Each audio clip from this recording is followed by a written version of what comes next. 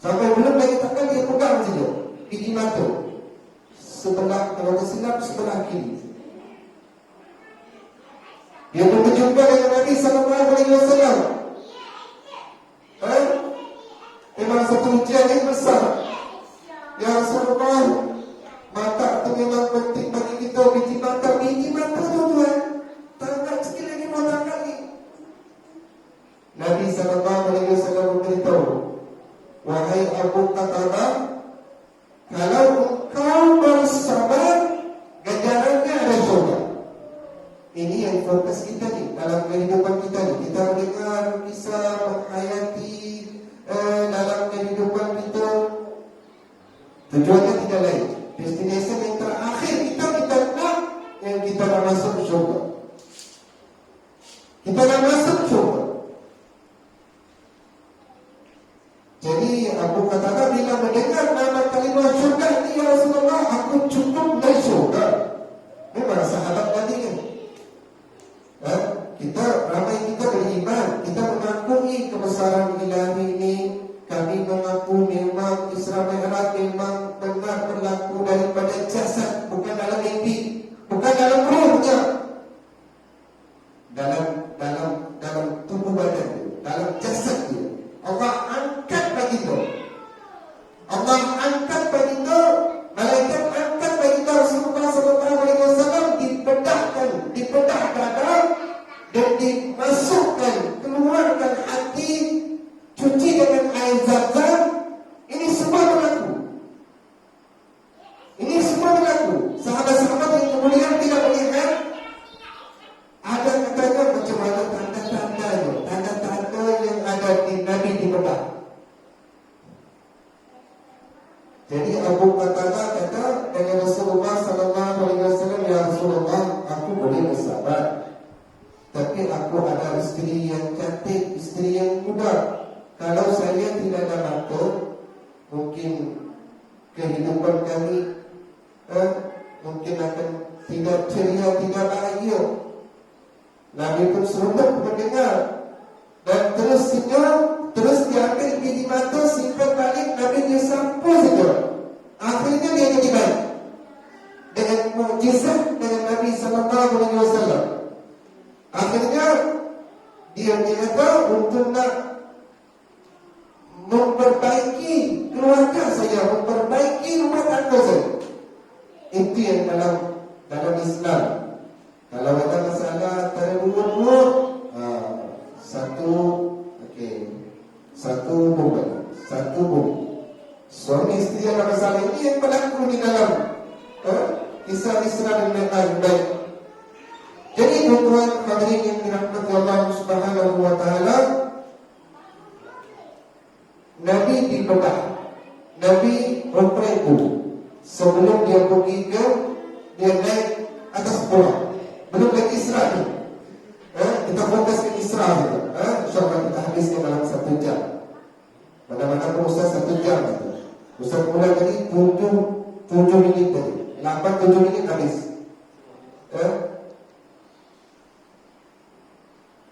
Dibedah dan dimasukkan ada beberapa yang ada ilmu, hikmah dan iman, supaya yang ada yang penyakit-penyakit dalaman kita ni. Nabi SAW tidak ada penyakit-penyakit dalaman. Kalau ada yang kita ni buangkan daripada sifat-sifat buruk daripada hati kita, itu yang pengajaran dan untuk kita ni. Masukkan dalam kenderaan yang sempurna adalah kita nak melakukan amal soleh nak cepat-cepat. Jangan bertangguh-tangguh lagi. Sekali malam ini ada masa tuan dapat nak berkunjung ke rumah Allah ini untuk mendengar. Satu masa nanti mungkin tubuh badan kita tidak mengizinkan untuk nak bergerak. Saya nak membawa, saya nak memfokuskan, selalu berkata, apa ini amal soleh? Berpandangan daripada Al-Quran, siapa yang melakukan amal soleh, dia akan mudah berjumpa dengan Allah. Siapa yang melakukan amal soleh, hayatan thayyibah, dia mendapat kehidupan yang baik. Yang kedua,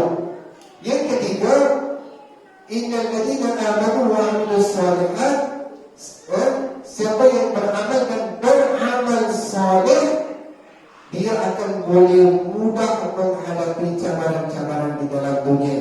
Dia memang tidak berputus asa. Apa yang berlaku? Kalau orang yang kena wabak ini pun, kita jangan kita memandang dia macam lain. Tak ada. Alhamdulillah di kawasan kita ni ada hijau sikit. Sedangkan baru ni ada limbang ada satu kes. Limbang ada satu kes. Mudah-mudahan ini kita mendoakan akan 2 bulan ini insyaAllah akan beralih. Kita akan seperti dalam keadaan yang biasa. Amal soleh bermaksud bukan semata-mata yang kita nak menunaikan salat, puasa, zakat, itu memang kewajiban. Amal soleh adalah tujuan kerana Nabi SAW berangkat daripada kota Makkah. Nabi suruh ada beberapa tempat persinggahan. Beberapa tempat persinggahan tuan. Jangan tuan nak bertolak daripada kota Makkah, daripada jauh nak pergi ke mana-mana, nak pergi ke KK, Kuching, nak Brunei dan sebagainya. Dan mesti ada nak perbincangan kita nak tempat mana yang kita akan berhenti, mana yang kita akan salat. Bincang saja dalam jadual kita. Bertolak daripada pukul 8 pagi, bertolak daripada pukul 4 petang, kita akan berhentikan waktu maghrib di mana? Tulis di sana buku, dapat pahala. Bila Nabi diangkat oleh malaikat Jibril, dia suruh ada 4 tempat.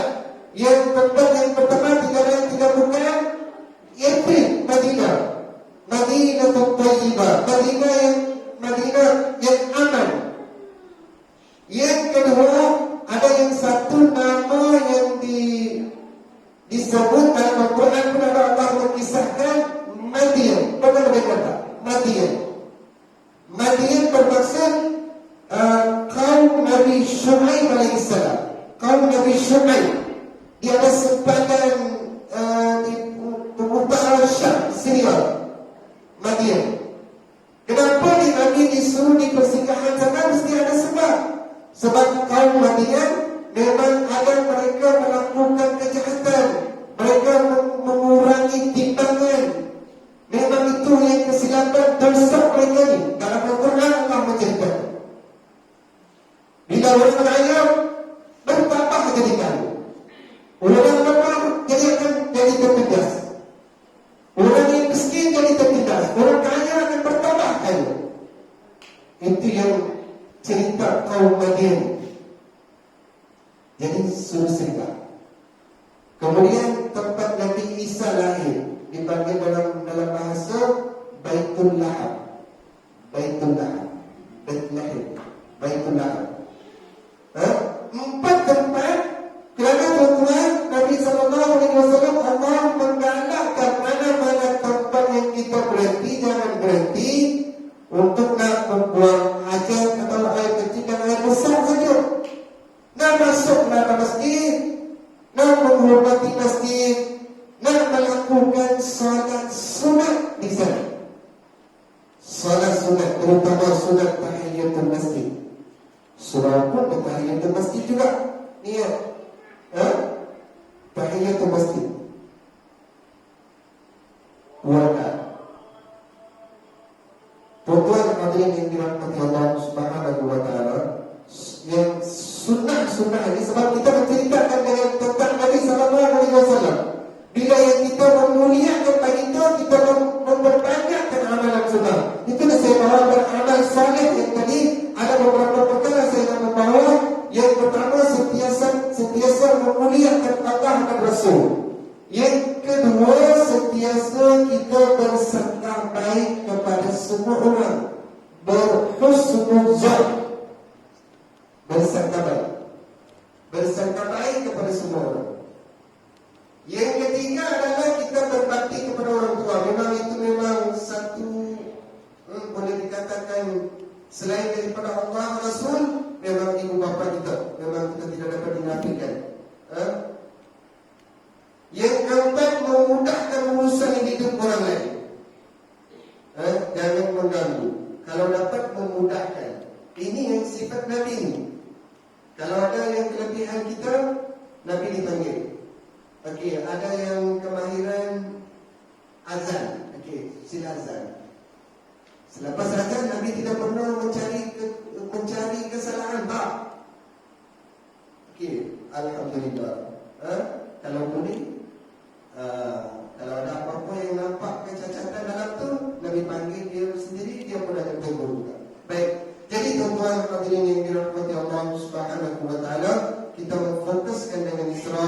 Jadi persinggahan 4 tempat ini kita semua digalakkan, tuan-tuan, tidak lain tidak bukan, tuan-tuan banyak melakukan amalan-amalan sunnah seperti salat sunnah, Rajab, Syaban, Ramadan. Bulan Ramadan datang, selepas salat fardu Allah akan hisab. Awal ma hisabu bil 'abdi yawm al-qiyamah as-salat. Nanti yang orang yang pertama dia akan dihisabkan adalah tentang salat fardu. Kalau salat fardu ada kecacatan, tidak ada apa-apa yang kita dapat membantu kita untuk nak masuk ke destinasi yang terakhir, Allah suruh cek dia salat sunat. Salat sunat bagaimana? Salat sunat tahajud.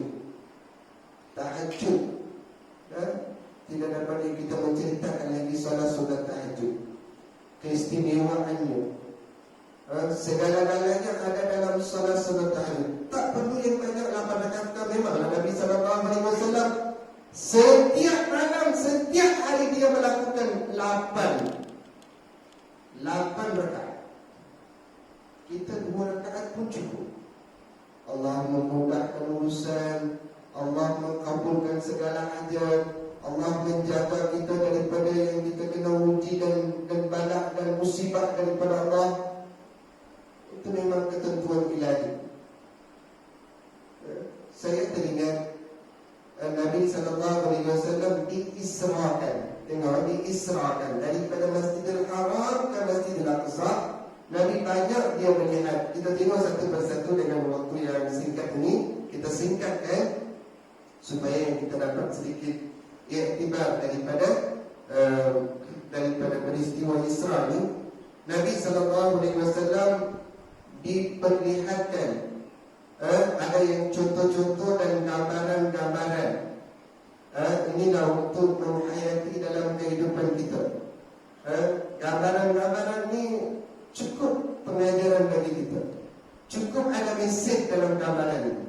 Ada yang gambaran yang baik, Nabi melihat bersama dengan malaikat menaiki burak tadi kan. Menaiki burak, Allah memperlihatkan. Sebab ini, kisah ini kehendak Allah, bukan kehendak Rasul.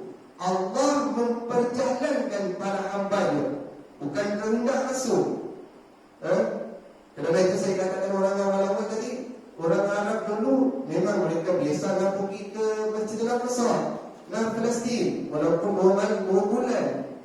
Tapi apabila Nabi SAW menceritakan daripada Isra dan Mi'raj, seorang pun ada yang dia percaya, ada yang tidak percaya. Dan sahabat-sahabat kita orang Islam pun yang ada, orang yang selain daripada itu, ada yang tentangan yang kuat, pandai tipu.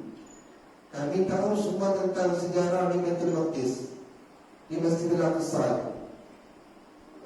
Macam-macam mereka menuduh kepada baginda Rasulullah SAW.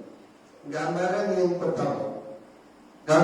pertama Nabi diperlihatkan oleh Allah Subhanahu wa taala, jin ifrit membawa ubur menghalang, dia tidak suruh meneruskan perjalanan. Dia tidak suruh meneruskan perjalanan. Itu saya katakan tadi, setiap usaha kebaikan kita tidak terlepas daripada ujian. Dalam Al-Quran kata, ahasiban nasu an yutraku an yaqulu amanna wa hum la yuftanun. Adakah kamu menyangka bahawa senang-senang dapat masuk syurga tanpa diuji oleh Allah? Orang yang kuat beribadat, dialah yang lebih diuji oleh Allah. Dialah yang lebih. Nabi sendiri diuji oleh Allah Subhanahu wa taala. Nabi diuji oleh yang ada dia jin ifrit. Jadi tuan-tuan, di sini yang kita dapat, iblis dan syaitan adalah musuh utama kita dalam pendirian kita. Mujahadatun nafs, kita berlawan dengan nafsu usul itu. Sebelum kita mengangkat takbiratul ihram, banyak nak ingat kalau solat, lupa-lupa pun dah ingat kalau solat tadi. Bacalah qul a'udzu birabbin nas, malikin nas, ilahin nas, min syarril waswasil khannas alladzi yuwaswisu fi sudurin nas minal jinnati wan nas. Okey. Yang pertama, gambaran ini gambaran yang cukup. Jadi itu saya katakan setiap orang yang melakukan kebaikan mesti ada, kita nak menghadapi cabaran lah. Menghadapi cabaran dengan meminta beristi'adzah. A'udzubillahi minasyaitonir rajim. Syaitan lari. Setiap kali azan syaitan lari. Itu yang kita suruh diam. Pengajaran bagi kita ni, bila mendengar azan, tuan-tuan mendengar, tolong diam. Itu amalan yang paling asal, amalan yang boleh membawa ganjaran yang lebih besar di sisi Allah. Masa itulah kadang-kadang minta maaf. Kadang-kadang masa itulah yang kita cerita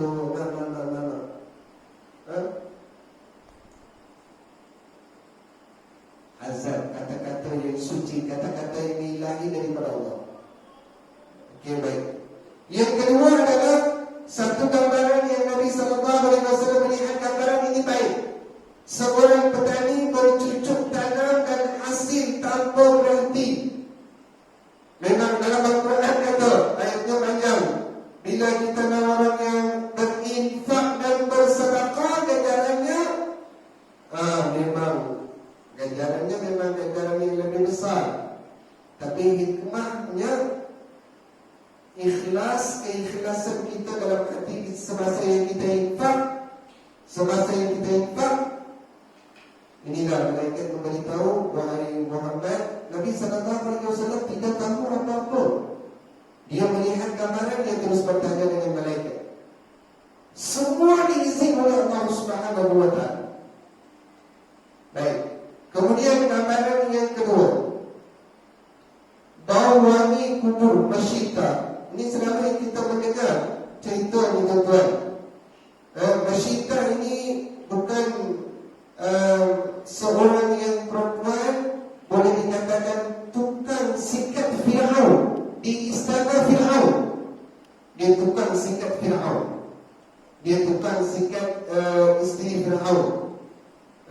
Bila dia kata satu masa dia tidak mengaku Fir'aun itu Tuhan, akhirnya dia pun kejam, dia membunuh dengan masyita. Jadi Nabi SAW dia melintasi kubur masyita, dia boleh terhidup bau daripada haruman daripada kubur masyita. Tuan-tuan, hadirin yang dirahmati Allah Subhanahu wa ta'ala, bila yang kita iman kita, kekuatan iman kita tidak diuji macam yang mereka yang diuji daripada dulu. Mereka kadang-kadang dia tidak suruh keluar. Ada yang hari-hari yang tertentu, kita tidak. Walaupun yang kita tahu malam Jumaat, esok hari Jumaat, waktu Jumaat kalau boleh jangan berdagang, jangan berjual beli. Kalau ada yang berjual beli memang menentang Islam juga, tapi Allah tidak menguji terus. Tapi dulu tidak. Orang Islam kalau nak turun ke laut untuk menangkap ikan pada hari Jumaat, memang pada hari Sabtu, orang Yahudi pada hari Sabtu Allah menceritakan dalam Al-Quran keimanan kita, walaupun yang 1 jam, kita suruh 1 jam saja. Wadarul baik, nak berhentikan berjual beli. Jangan kata suami nak pergi masjid, kami nak berdagang ustaz, tak boleh juga. Walaupun ada yang ulama kata boleh. Kita mahu barakah dalam kehidupan kita. Barakah maksudnya bukan barakah di atas rezeki, barakah dalam berumur kita ni. Umur kita mahu sihat. Sihat. Ini semua dapat daripada produksi yang dari Israel, yang kubur masyita tadi. Kemudian tuan-tuan, ada yang gambaran-gambaran, yang ada beberapa gambaran. Ada yang digambarannya diperlihatkan manusia memecah kepalanya dengan batu. Bila kepala hancur, kemudian dia semula kepala seperti biasa, akhirnya dipecahkan lagi. Mereka rasa berat kepalanya untuk nak bersujud kepada Allah Subhanahu wa ta'ala. Fawailun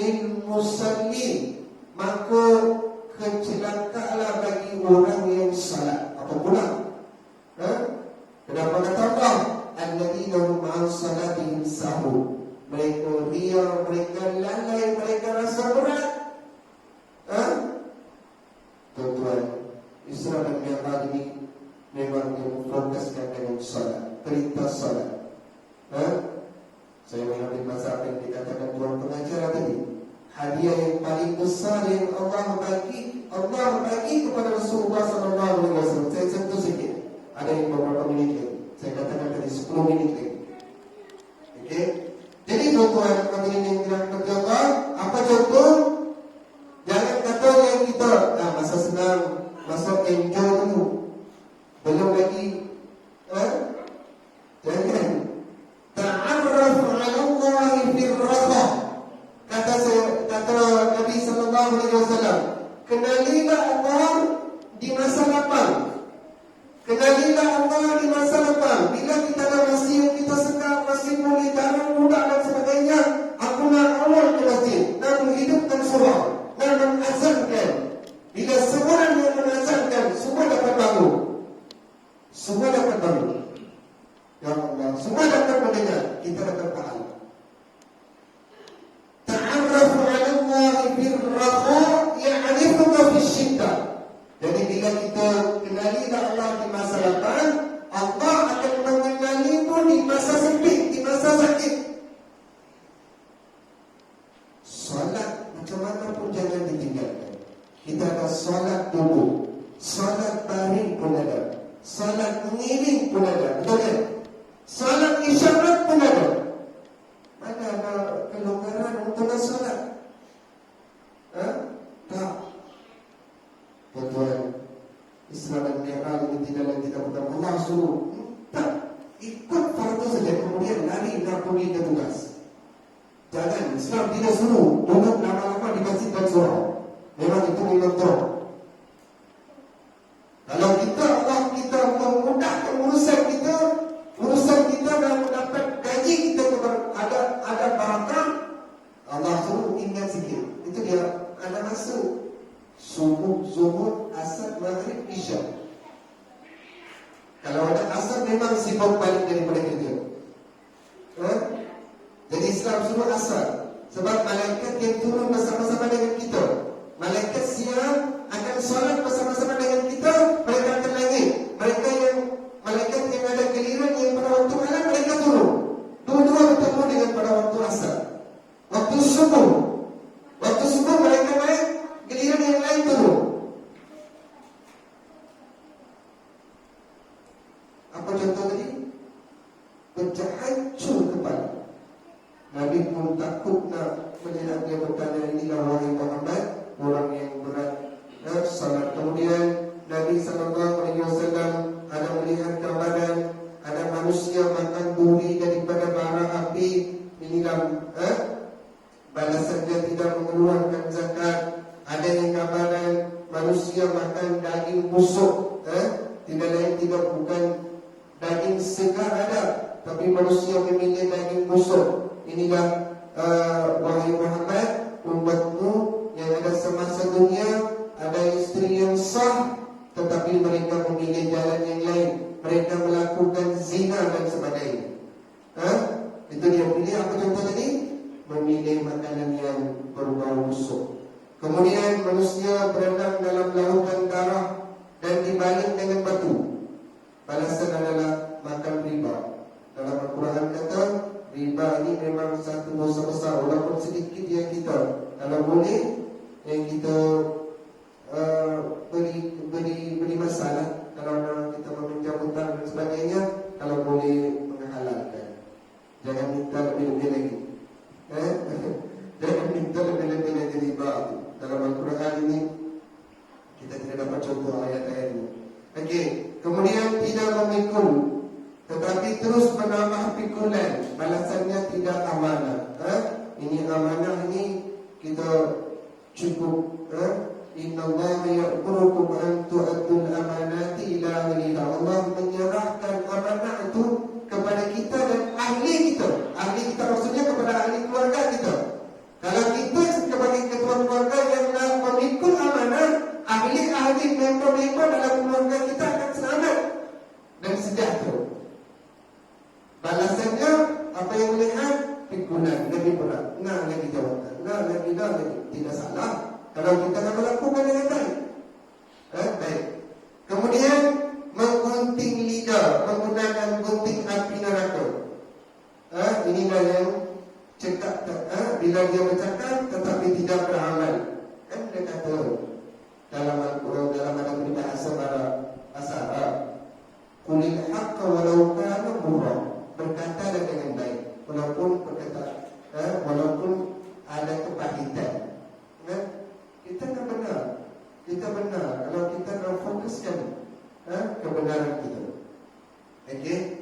Jadi tuan-tuan hadirin yang dirahmati Allah Subhanahu wa taala, kemudian ada yang satu lagi, Nabi sallallahu alaihi wasallam semasa Isra dan Mi'raj, ada satu lagi gambaran yang penting Nabi melihat. Ada yang satu lubang, dalam daripada lubang itu seekor lembu jantan. Lembu jantan besar, dia keluar daripada, memang dia suka nak keluar daripada lubang tersebut. Kemudian dia nak ingin dimasuk semula, tapi tidak dapat. Cuba kita bayangkan orang yang perempuan melahirkan anak, salah satu soal nyawa kita. Itu yang di ganjaran yang lebih besar bagi mereka ni. Soal nyawa.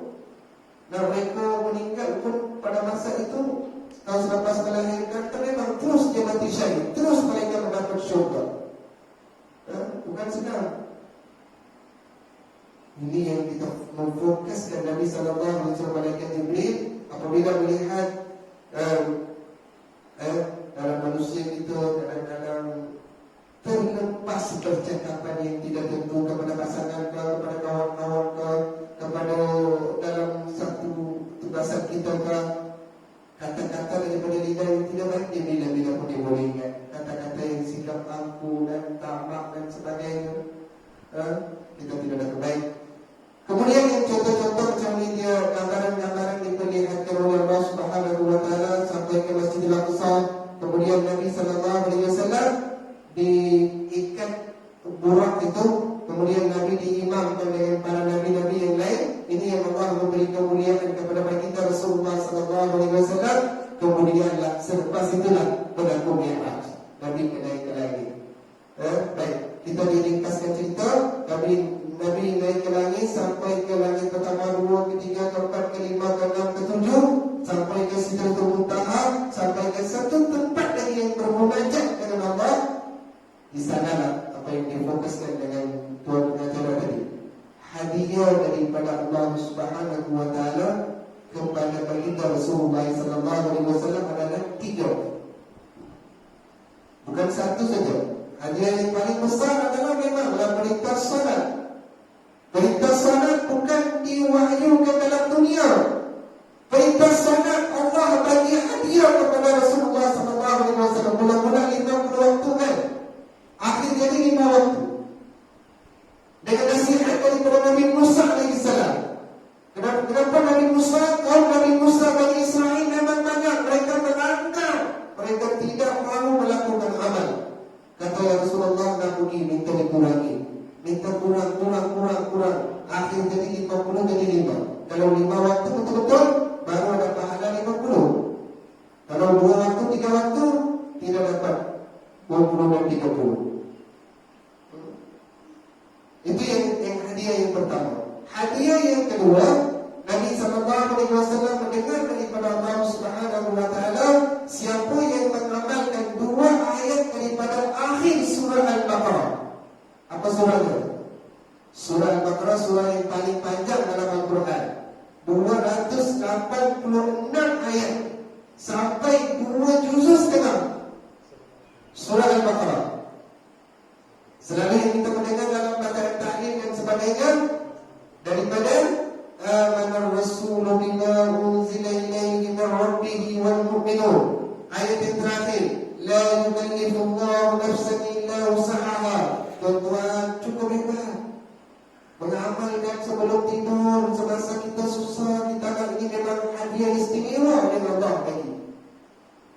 Kemudian apabila yang kita mendengar hadiah yang ketiga yang Allah menyarankan kepada baginda, apabila sampai ke langit ke langit yang ketujuh, Nabi dipersilakan. Setiap langit adalah langit pertama, Nabi Adam langit kedua, Nabi Isa dan Yahya langit ketiga, dia berjumpa dengan Nabi Yusuf. Langit keempat dia berjumpa dengan Nabi Idris. Langit kelima dia berjumpa dengan Nabi Harun. Langit keenam Nabi Musa. Langit ketujuh Nabi Ibrahim. Kemudian semua pintu-pintu yang langit ini dibuka, disuruh dipersilakan, marhaban, marhaban, marhaban. Bila di langit yang satu lagi yang atas, dia belum dia dibuka, Nabi pun macam rasa sedih. Dia pun bertanya dengan malaikat, apa salah aku, wahai Jibril? Salamlah dulu, salamlah dulu wahai Muhammad, baru dibuka. Nabi terus dia salam. Macam mana salam? Yang kita selalu membaca dalam tahiyat itu, masih ingat? At-tahiyyatul mubarakatus salawatut thayyibatu lillah. Ini yang Nabi ucap. Ada jawapan daripada Allah. Assalamu alayka ayyuhan nabiyyu wa rahmatullahi wa barakatuh. Kemudian Nabi jawab balik, Assalamu alayna, untuk kita semua. Alayna. Allah kata Assalamu alayka wahai Muhammad. Assalamu alayna wa ala ibadillahi salihin. Asyhadu an la ilaha illallah wahdahu la syarika wa asyhadu anna Muhammadar Rasulullah. Itu yang kita ucapkan, yang kita dalam tahiyat awal. Jadi tuan-tuan hadirin yang dirahmati Allah Subhanahu wa taala, peristiwa Isra dan Mi'raj ini, yang hadiah-hadiah, yang tiga hadiah tersebut, itulah yang Allah bagi gelaran kita sebagai hamba Allah Subhanahu wa taala. Allah panggil Rasul pun dalam Al-Quran, Subhanalladzi asra bi 'abdihi, memperjalankan hamba-Nya. Hamba, abdu. Nama abdu ini memang cukup hebat. Abdullah, Abdul Rahman. Nama-nama Allah kan? Ar-Rahman, Al-Malik, Al-Quddus, As-Salam. Nama-nama Allah ni sebelum ni abdu. Jangan selain daripada abdu, tak boleh. Sesuai. Bila kita menambah anak-anak, kita rujuk balik dengan pakar-pakar yang ada ilmuwan. Sekarang senang saja nak merujuk pun kadang-kadang makna yang bukan yang kita makna itu dalam diberi makna yang betul-betul. Merujuk dengan pakar-pakar, dengan pakar-pakar ilmuwan kita. Jadi tuan-tuan hadirin yang dirahmati Allah Subhanahu wa taala, kita menguji akidah kita. Itulah mula-mula yang kita suruh orang yang masuk Islam ni, asyhadu an la ilaha illallah wa asyhadu anna Muhammadan abduhu wa rasuluh. Perkataan abduhu tu cantik. Abduhu wa rasuluh. Abduhu. Jadi tuan-tuan hadirin yang dirahmati Allah Subhanahu wa taala, sebagai pengajaran kita adalah untuk membuktikan kebesaran Allah Subhanahu wa taala. Peristiwa Isra dan Mi'raj menguji akidah dan keimanan kita. Yang ketiga adalah peristiwa Isra dan Mi'raj adalah berwaspada dengan godaan syaitan. Terakhir sekali ialah kita diberi hadiah yang paling besar adalah kemuncak solat. Member-member kita sakit, dalam ahli keluarga kita sakit, macam mana yang kita solat? Bersungguh-sungguh kan? Macam mana kita berdoa? Doa bersungguh-sungguh. Ini yang Allah mahu setiap masa. Walaupun memang kita, isteri kita sakit, bapa kita sakit, ibu kita sakit, walaupun kita sakit, doa yang betul-betul. Doa panjang tidak perlu, pendek pun cukup. Dengan mengangkat tangan, dengan doa bersungguh-sungguh, salat bersungguh-sungguh. Jangan yang mobil kita sudah sakit, baru yang kita. Itu dia mengikut masa ini. Itu yang Allah tidak berapa syukur. Jadi tuan-tuan hadirin yang dirahmati Allah Subhanahu wa taala, banyak lagi yang pengajaran daripada peristiwa Isra dan Mi'raj ini, sedikit sebagian yang dapat berfungsi dengan iman kita, berfungsi ilmu dengan tujuan akan untuk bertambah keimanan kita. Memang tidak lain tidak bukan kisah daripada peristiwa Isra dan Mi'raj ini, apa yang Allah berikan ganjaran yang lebih besar hadiah kepada baginda Rasulullah sallallahu alaihi wasallam, supaya kita mudah mengamalkan dalam kehidupan kita. Akhir kata, mohon maaf kalau ada apa-apa kekasaran bahasa dan apa-apa yang kalimah yang kita manusia yang lemah, manusia yang biasa, untuk menyakitkan apa-apa kalimah yang menyakitkan tuan-tuan, hati tuan-tuan. Jadi mohon maaf. InsyaAllah kita akan menyambut bulan Syawal dan Ramadan, melakukanlah amal kebajikan kita supaya kita akan memudahkan urusan kita dalam kehidupan di dunia dan di akhirat. Jadi itu saja saya dapat berkongsi. Aku qouli hadza astaghfirullahaladzim li wa lakum innahu huwal ghafurur rahim. Assalamualaikum warahmatullahi wabarakatuh. Waalaikumsalam warahmatullahi wabarakatuh. Alhamdulillah, tuan-tuan dan puan-puan, adik-adik, ibu-ibu, adik-adik semua, alhamdulillah kita merakamkan ribuan terima kasih di atas pencerahan pengusian ilmu yang telah disampaikan oleh Al-Fadhil Ustaz.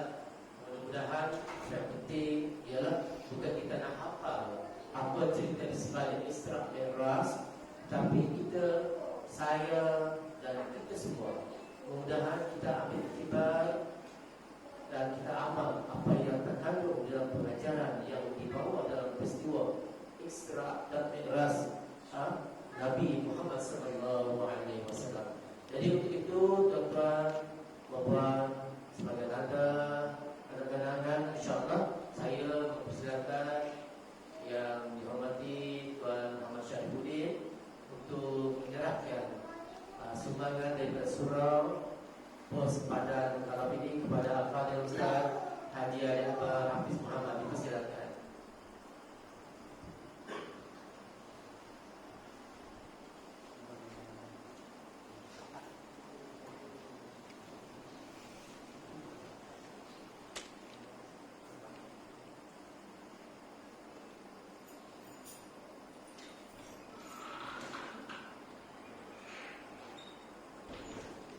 Baiklah tuan-tuan dan puan-puan dirahmati Allah Subhanahu wa taala, jangan ke mana-mana, kita solat jemaah Isya dulu dan lepas itu jangan balik dulu kerana ada jamuan untuk anda di beranda surau ini.